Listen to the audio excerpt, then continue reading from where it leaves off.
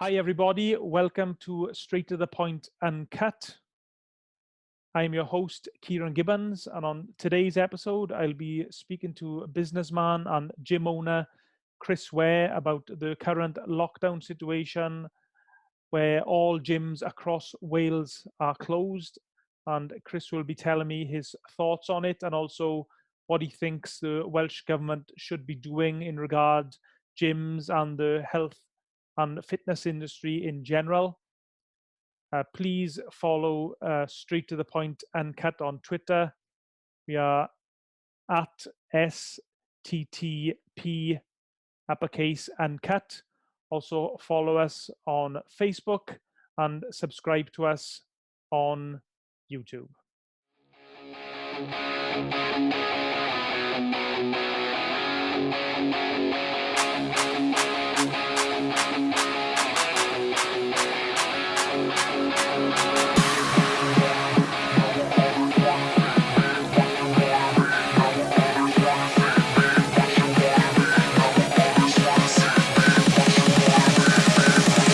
You're listening to Straight to the Point Uncut.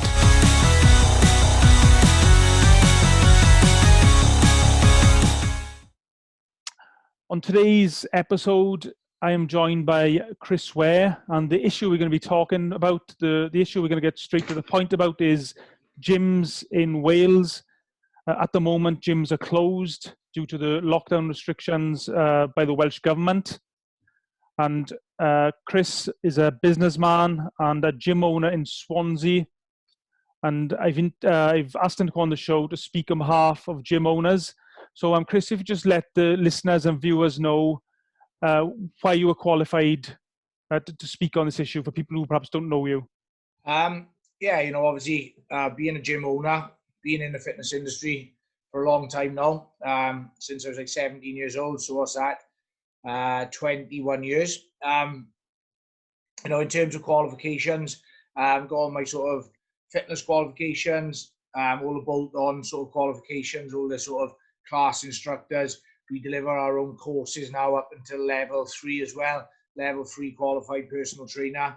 But I think the fact that obviously being around so many sportsmen in my life, done a lot of training with like professional athletes such as Enzo Magnelli, Shane Williams, Colin Jarvis, done a bit with Hugh Bennett, briefly, Jonathan Davis, sort of the Welsh legend, and just being around those types of people, being around the industry for a long time, I feel as if you're in a good position to have an opinion and to see how things have changed and look back and see how people benefit from exercise. So I think I'm sitting in a pretty good position to comment on this subject in particular, So you've been there on the cold face, so to speak, working in gyms, and of course, what you're saying is you've done the management side of it as well. You own a number of gyms.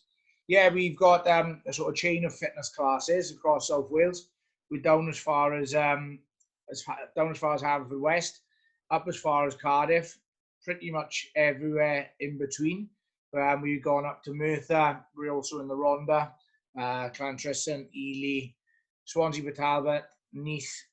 We have one in Ammanford, Haverfordwest, and Carmarthen. So, we got a big network of people, a wide range of sort of types of people as well. Because of the nature of the class, it attracts a lot of different people. So I get a chance to speak to a lot of people, ranging from sort of solicitors, teachers, accountants, to your tradesmen, everybody. So, again, a very wide sort of spectrum of people that you get a chance to sort of draw some opinions and, hear some news off, I suppose, as well in different circles and different demographics.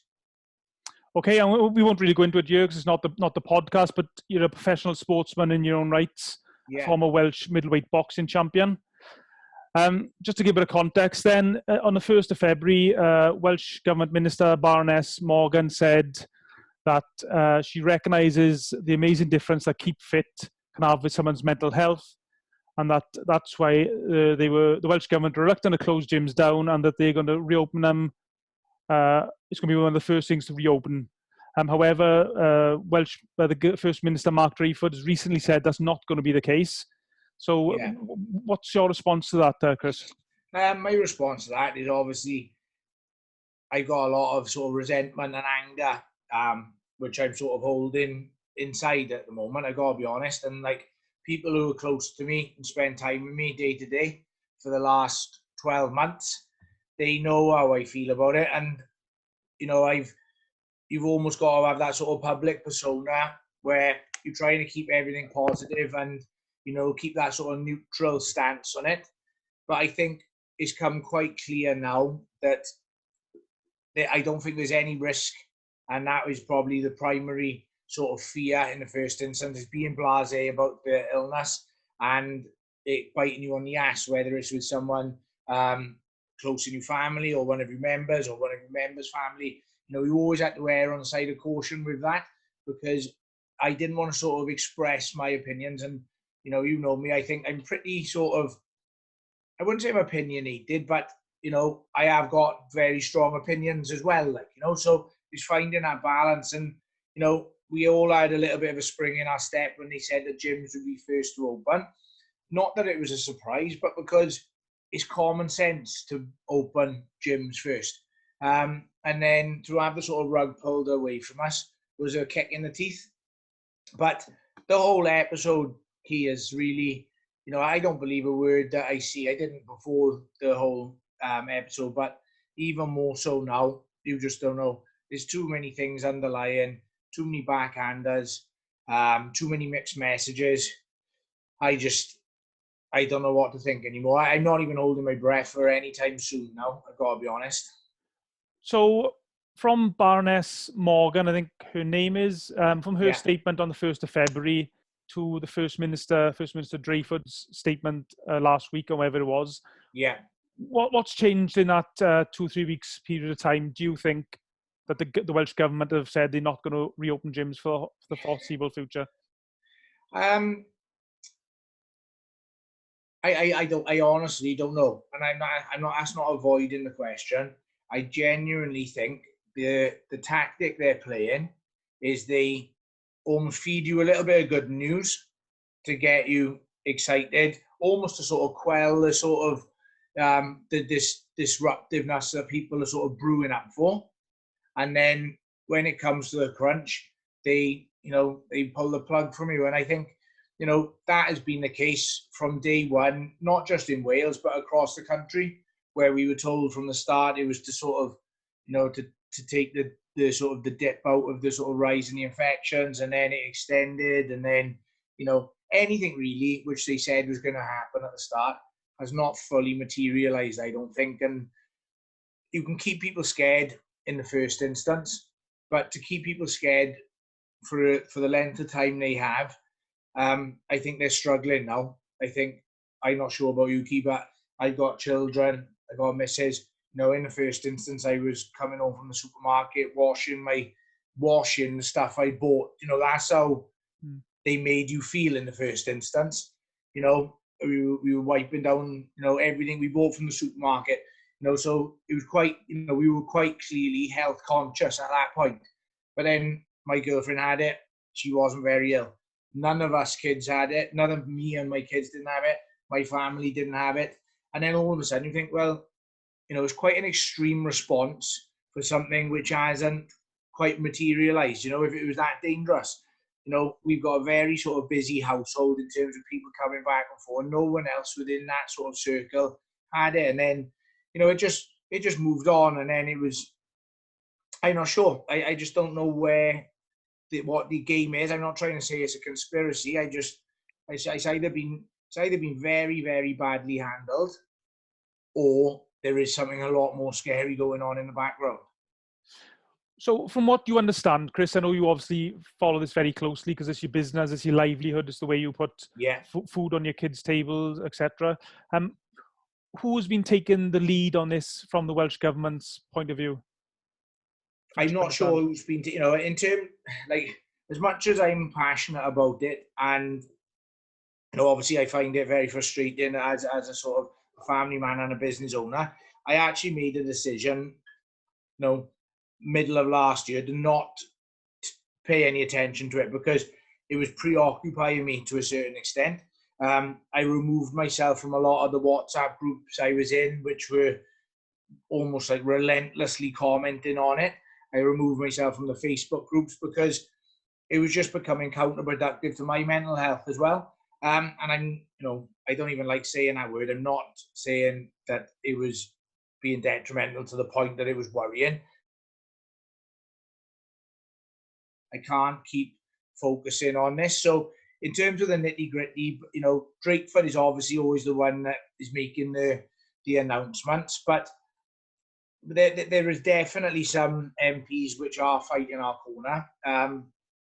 And we were agreed for, I think, I can't remember his name, but I'm in good communication with Brendan and himself and another guy, Di Watkins from up in Brecon, sorry. They've been back and forth, and they've been back and forth the Senate and stuff. And, it can't be a total blanket opinion through everybody in the Welsh Assembly that they think that it's bad. There's obviously key people there that are pushing for these restrictions to be maintained. And there's obviously other MPs which are, on our side more. But in terms of the actual infrastructure of who's fighting who, I'm probably not in a position to say that. Has the Welsh Government, as far as you know, reached out to yourself or Brendan Lyons, who you mentioned there, got another gym down Llantrisant, or any other gym, to ask for advice about the way they should proceed? I think that's been done more by the sort of the local council workers. In fairness, I thought we were going to come to loggerheads with the council. When we were allowed to open up with limited numbers. Yeah. I felt as if they were quite on our side as well. Because at the end of the day, they're just doing their job. They visited the gym on numerous occasions to check numbers and stuff. And they seemed quite happy with what we were doing. And even to the point where I'd say they were probably more on our side, because reading between the lines, and I don't want to get anyone in trouble, but I don't think they agreed with it, because I'm guessing they want to use gyms and socialize and do stuff as well themselves. So you mentioned your gym when it reopened. Can you just tell us the procedures you put in place and the safety measures you put in place to reopen the gym after the first initial lockdown? Yeah, and I want to make this sort of clear. Like, obviously, if I had it my way, Keith, I wouldn't have done anything, because I don't think that and it sounds like I'm risking it by saying something as bold as that, but I'm pretty sure all of these procedures are futile. I don't think anything, like, how can you say wash your hands and then you pick up a kettlebell or pick up touch a door handle or do any of this? So, all the procedures we put in place with the benefit of keeping in line. So we did the one-way system, we did the limited class numbers, we did all the sanitary stations, we did the track and trace. So all the sort of the fundamental, procedures, we had them in place. But I just know, and I can feel myself getting wound up talking about it now, I don't think any of them would have made any difference on the transmission of those cases and infections. So with that in mind, then, what would you have liked the Welsh Government to do, if anything? Well, I think if they were going to do anything, they maybe should have locked everything down faster, more aggressively, and maybe held out until they'd sort of squashed it in the first instance. I'm not sure if you're aware, but we had a skiing holiday booked end of February, beginning of March last year. There was 50 of us going, and there was this whole episode. We were all on a WhatsApp group. Are we going? Aren't we going? Are we going? Aren't we going? And the government didn't at any point say don't go. They said, "Oh, go." I spoke to doctors. They said, "Go." I took advice. I took my children away to Italy, which was the hub, or the sort of almost like the nucleus of it in Europe, I suppose, at that time, on the advice of the government and local doctors. And it wasn't a stag do. It was a family holiday. We were going with solicitors, accountants, teachers. So you're dealing with intelligent people we all made the decision to go on holiday. Looking back, the government should have taken that at that point, when the threat was there. It should have been a lot more sort of drastic, sort of firm instructions from them. And, maybe it would have made things better, maybe it wouldn't, who knows? I'm not sure. There's examples contradicting everything you say these days, isn't there? Certain countries haven't done any lockdowns, and they've sort of flown it, so who knows? Just in relation to your gyms, what were the number differences, say, like on an average pre-lockdown, say your gym in Swansea, what sort of numbers would it be having on a normal pre-lockdown day or week compared to the lockdown, just to give people a rough idea of the differences? Well, we were probably operating at a fifth of capacity, or a fifth of normal sort of numbers. And it's interesting, Key, because the worst part for me was at the start when people were scared. So before any sort of restrictions were implemented, people were already staying away. It wasn't until people started sort of dismissing how dangerous the virus was, that was when I wanted more and more people wanted to come to the gym at that time, which shows me people are just not scared of it. The worst part for my business was at the beginning, when my business was still operating. We had no guidance from the government. We were still operating as normal. My numbers plummeted massively because of the sort of fear that people were there. When they closed us down, everyone was still scared for a bit. When we opened back up, I was sort of fighting people off, telling them that they couldn't come. We were doing outdoor classes with hundreds of people wanting to turn up. Hundreds of people don't want to go training if they're petrified of dying, do they? Yeah. And it's, I think that is probably the most clear indicator of what people feel about it. So in regard gyms, do you feel that people should just have the free choice whether to go to a gym or not, and just assess the risk themselves? 100%. At the end of the day, and I really do, and it's difficult because I'm opening a big gym, and we're going to have lots of people, and my opinions and thoughts are not going to be everybody's, and that's the risk I run. But from day one, I've always sort of almost put your neck on the line, really, where I don't think I'm jeopardizing anybody's health. I don't think that it's my decision or the government's decision to tell people if they can keep fit and healthy. I also don't think it's my responsibility to tell other grown adults and other people how close they can stand to someone, how often they can come to the gym to go and wash their hands. It's if you've said that we'd be having this conversation 2 years ago, you would never have believed it, would you? And I genuinely don't think we're doing anything wrong by having gyms open. I think the benefits far outweigh the risks. So what do you think the risks are then of gyms remaining closed for long periods of time? I think there's a massive risk now, obviously, with the kids going back to school. I'm anxious about that. My kids have gone back to school now this week. I got my oldest son will be going back shortly as well. You just can't trust them. You just the infection rate. Do we know really if the infection rate's gone up? Do we know if the death rate has gone up? I've been on the phone to one of the boys today. He's running a job for me in the Cumdee gym, where he said that someone he's working with up in London, he's in a big dispute with the hospital now. One of his relatives has died of a heart attack. They put it down to COVID. So unfortunately, it's whatever is on their agenda, I think. And if that is keeping gyms closed, then that is what's going to happen. And I think that's the bit I found the most frustrating about this whole palaver, is the fact that you just feel so helpless towards it.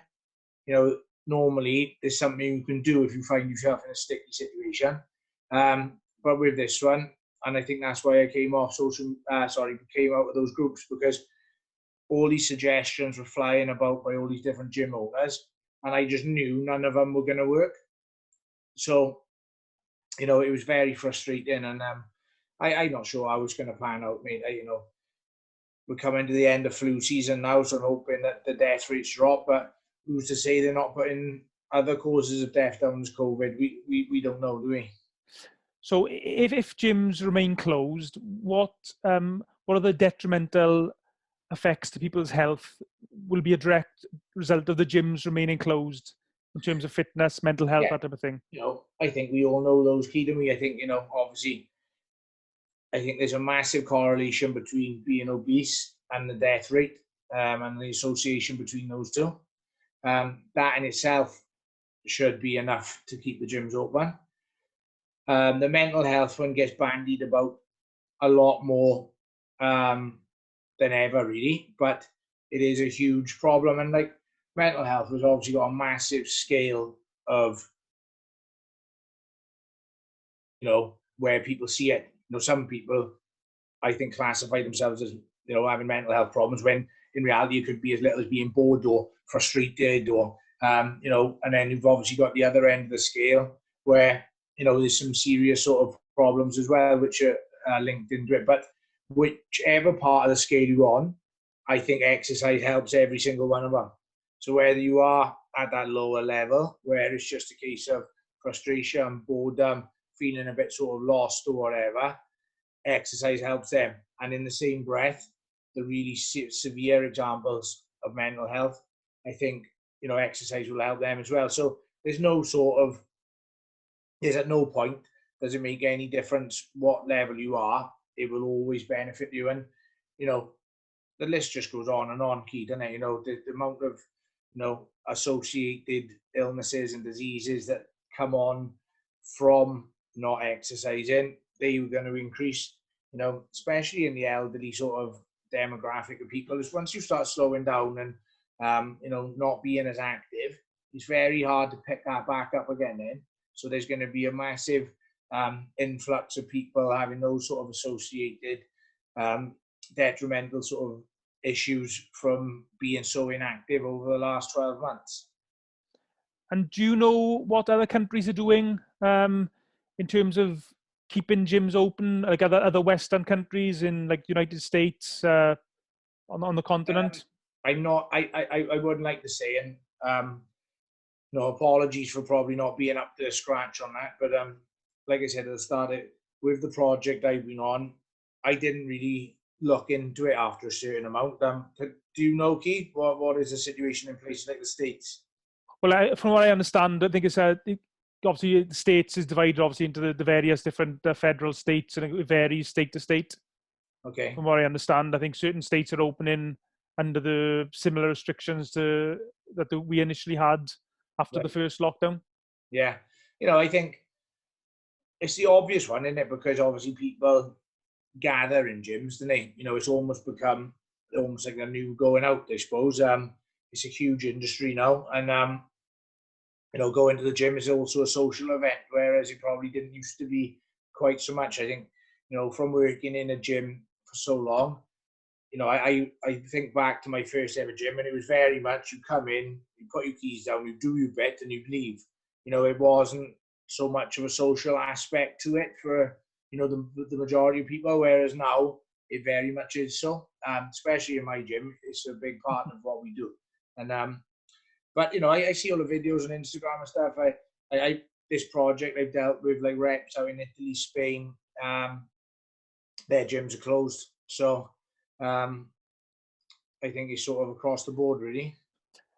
Without trying to throw petrol on the fire, so to speak, how angry does it make you feel when you see places like McDonald's, KFC's, other fast food outlets open?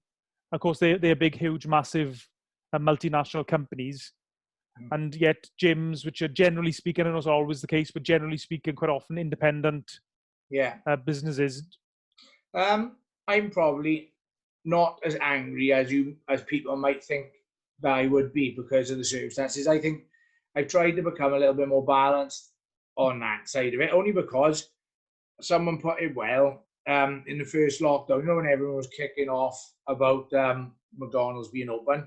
Like, for some kids and for some parents, that little treat could be the difference between, saving their mental health, or that little toy might be the only toy that some of these children get. And I know that might seem like a bit of a sort of sitting on the fence type of answer, but I know my youngest boy's and that, and you know, it's great when we can sort of, you know, get him up there, and you know, it's a tricky one, Key. I think I know what people are arguing, but it's not as black and white as that, is it? I think it's a lot bigger issues than, you know, McDonald's and KFC seem to take a bit of a raw end of the deal where people start mentioning that. At the end of the day, you know, they're a fast food outlet, which, you know, is very convenient for a lot of people as well. Like, you know, so I know the arguments for, but I do think it's a little bit, you know, they sort of get a bit of a rough end of the stick in terms of that. I can see what people are saying, but in reality, like, I think everyone likes the sort of convenience of being able to go to Costa, McDonald's for a coffee. You know, it saved us on this project up in Cymru. You know, nowhere else is open. Like, we'd be sort of a bit screwed if they weren't open, I gotta be honest, on certain days. So yeah, it's a funny one. I can see what people are saying, but I don't know. You're never going to beat it. It's just, and I hate to say that these days, but I seem to be saying it more and more. One advantage that McDonald's and KFC, just two examples, Burger King and all the other companies have got compared to gyms, is that they are massive companies with massive pull in government circles. Is that where gyms like yourself are at a disadvantage? You're not considered a big negotiating block? I'm very cynical about it all. I think at every level in the world there is corruption at some level. Where, and I use that word sort of loosely, like, but you've been involved in boxing at various levels. There, at some point in pretty much every show, someone will use their pull to influence something. You know, I've run white collar boxing shows for 10 years. If I got two good ticket sellers, I might be looking for a draw. So they have a rematch. You know, and then Swansea Council are going to have it. Welsh Assembly is going to have that type of stuff. Westminster is. And it just goes on and on and on. And that's why, you know, there's definitely some influence being pulled in somewhere along the line at every aspect of life. And I got absolutely no doubt that these big companies there's some brown paper envelopes floating about somewhere. In regards to the decision by the Welsh government, do you think it's so you think there's a bit of corruption involved as opposed to just ignorance about the dangers of COVID or the dangers in gyms with COVID? Do you know, I don't want to say it because I don't want to sound like a conspiracy theorist, but you've just got to look at what you see. And, you know, when I looked at the sort of Bushby said I think the infection rate is something like 0.811 recurring, something like that. And like, that is a crazy figure for the response that is going on at the moment, isn't it? Like, if you just take that, in, you know, 356 people or something got infected, like, out of 3 million, like, it doesn't make any sense. Like, I don't care how careful you want to be and how sort of much of a do-gooder you want to be. That doesn't add up. So, like I said at the start of this chat, it's either being handled really, really badly, or it's corrupt. There's no other option, is there? It's either that, or there's something going on, which, in fairness, I'd rather it was a bad virus, because the other option is way scarier, if you ask me. And the Welsh government seems to be basing a lot of its decisions on this research from South Korea. What's your thoughts on that? Have you looked at it or anything? Well, read the report? Correct me if I'm wrong, but I think they handled it very well in the first instance, didn't they?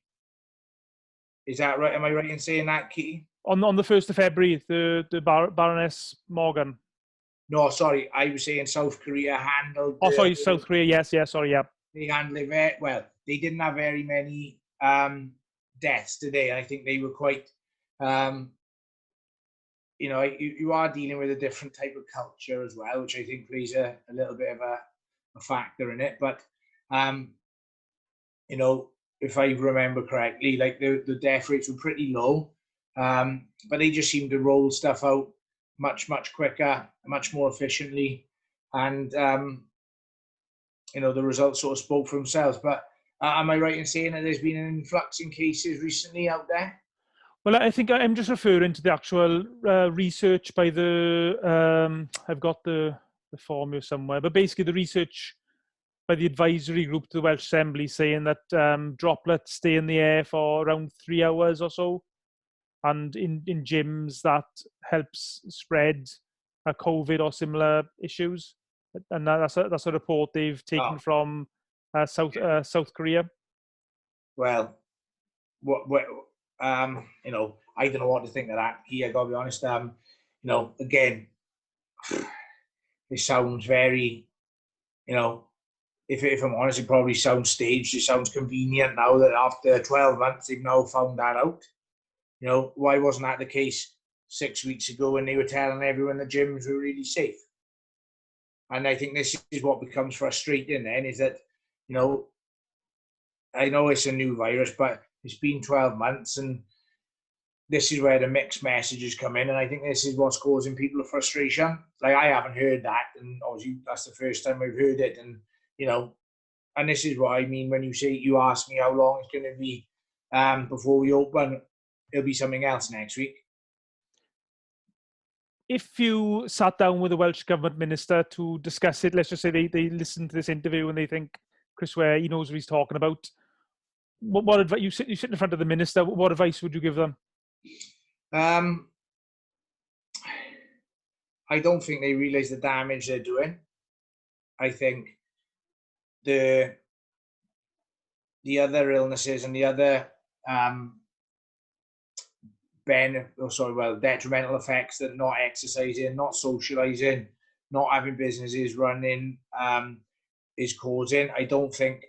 I think they're so far out of touch with what is really going on from where they are sitting. You know, no disrespect to Mr. Dreepford. I'm not sure he's a gym goer. I'm not sure whether it's one of his priorities, but like, I don't think they realise how important it is to people these days. I don't think they realise the benefits that they get. I think staying safe is more than just sitting in your house and hoping that something bad doesn't happen to you. Like, staying safe is actually investing in your health. That is part and parcel of staying safe. You know, if you do just sitting there and hoping that nothing bad happens to you, is not taking care of your health.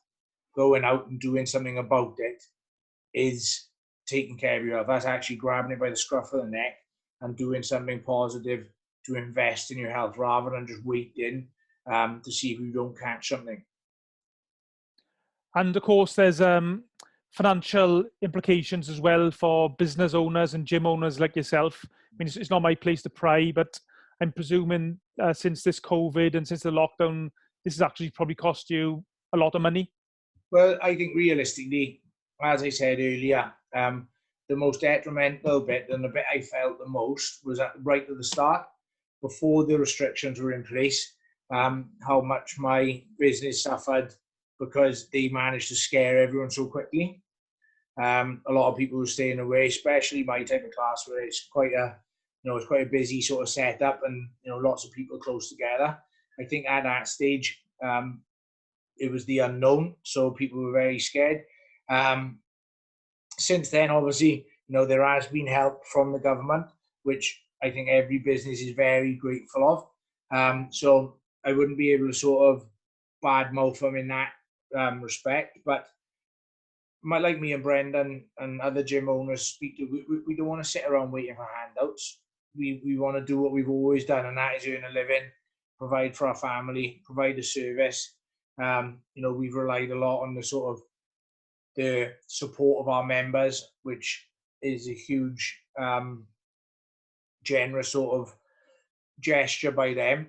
But we don't want to have to rely on those things. We want to just earn our money. We don't want anything to be sort of dished out to us. Like me and Brendan had the conversation where we said, look, we'd rather not have the money and be allowed to operate, put that money into protecting the vulnerable, or put that money into, providing, I don't know,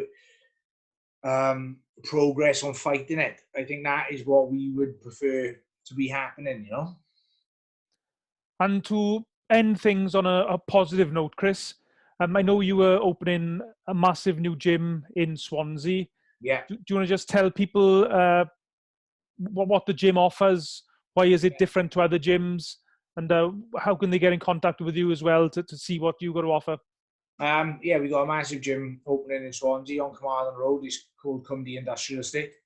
It's like it's probably touching on 30,000 square foot now. It's huge. It's got 2 boxing rings, full size MMA area, MMA cage, matted area. It's got a barber, a beautician, sunbeds, a large cafe, like a functional area, deadlifting platforms, 14 squat racks, 20 leg machines, funky pump studio, spin bikes, outside area.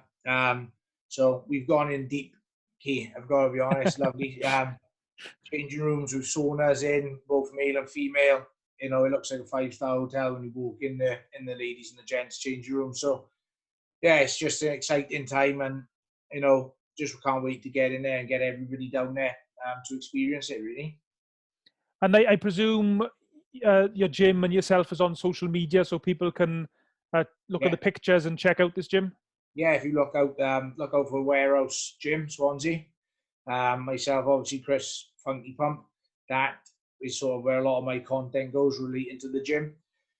Funky Pump, Gorilla Fitness, all of those sort of taglines. Once you tap on one, it probably all sort of flash up. But Warehouse Gym is the main one. And any messages, anything we can help out with, any inquiries, just drop us a message and one of our team will be in touch straight away.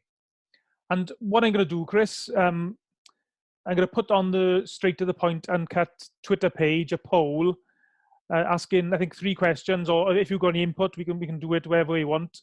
Question 1, the question is going to be, should Welsh gyms reopen? And the options are going to be yes with restrictions, yes with no restrictions, or 3, no. And is there anything else you'd like to add to that? No, I think those are the 3 options, really, aren't they? So, I think people are, I can almost tell you now, I've often thought about doing it on my Instagram, doing, a vote, but, I think those are we're obviously going to have restrictions, and I think in the first instance, but again, I just don't think they work. Yeah. I really don't. I just think it's too hard to manage and to contain. And I just think you can be as careful as you want. You touch the wrong thing or talk to the wrong person, and it makes all of those things you've done in the last half hour, 40 minutes pointless. And I think that is the nature of the beast that we're dealing with at the moment. I think it is out there, and I think the majority of us can handle it if we do catch it. And just before we go, Chris, I mean, how much mental toll and stress has this put on you personally? I don't think you realise until it's all over how much it is. Like, my girlfriend's very sort of, she picks up on it straight away. I got this terrible habit of like doing this little nervous cough when and she's like, what's the matter? And I'll be lying there and just constantly doing that little, it's almost like a little tick. I had a spell where I was coming in straight away, glass of wine. I had to put a stop to that because I could feel that I was sort of relying on that. And I think they all link in. You have good and bad days. I think I find it hard about 4 o'clock in the afternoon most days, whereas that was always, for the last 15 years, has been like, boom, right, come on in, 4 o'clock, everyone starts finishing work, starts coming in the gym, the atmosphere builds. And at the moment, that's quite a flat time. And I can see how people would suffer from mental health. I think, when you haven't got anything to look forward to, when you feel as if stuff is against you and things, it's easy to start falling into that sort of mindset. But I think we'll all look back at it and think, yeah, it definitely affected us all in different ways. I think it's a good indicator of how you are as a person and how you sort of manage it. I think I've been very lucky in some respects where I've had to put a brave face on, and sometimes that helps because you haven't really got any choice. So, I've had to stay upbeat and motivated and consistent for the benefit of my members. And I think that has probably helped me. I've almost sort of, I owed it to them really to keep it going, Yeah, and just another thing, now you mentioned it, let's pick up on something you said.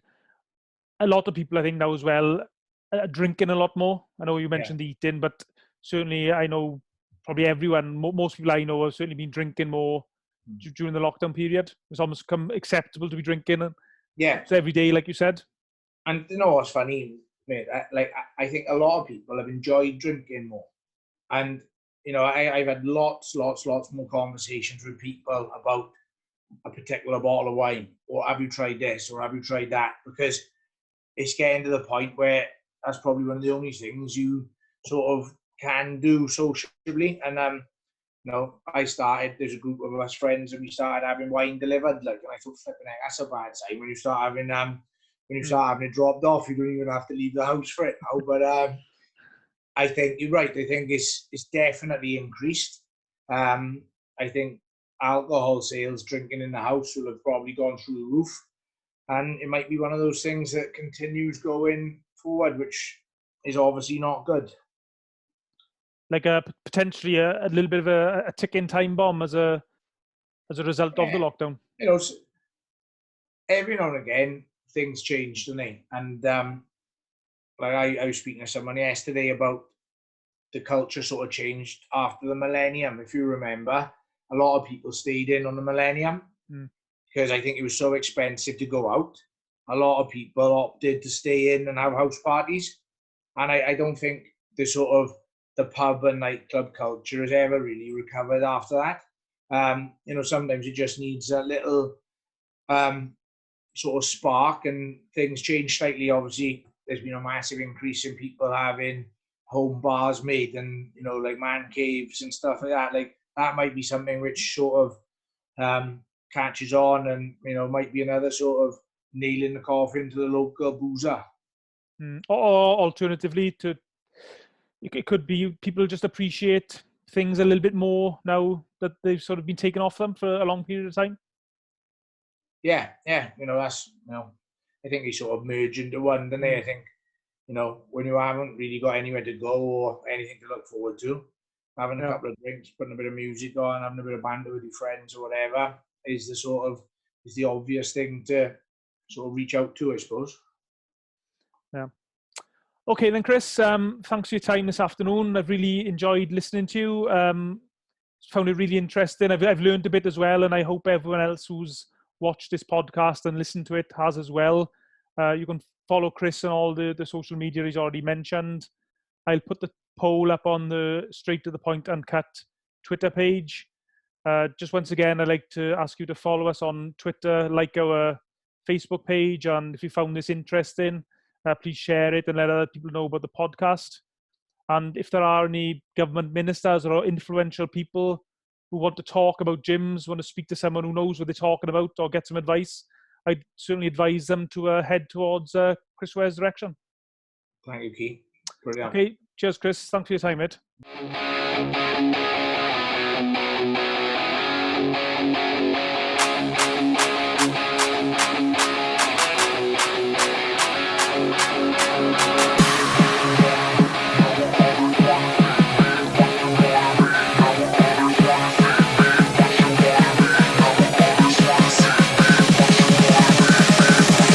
You're listening to Straight to the Point Uncut.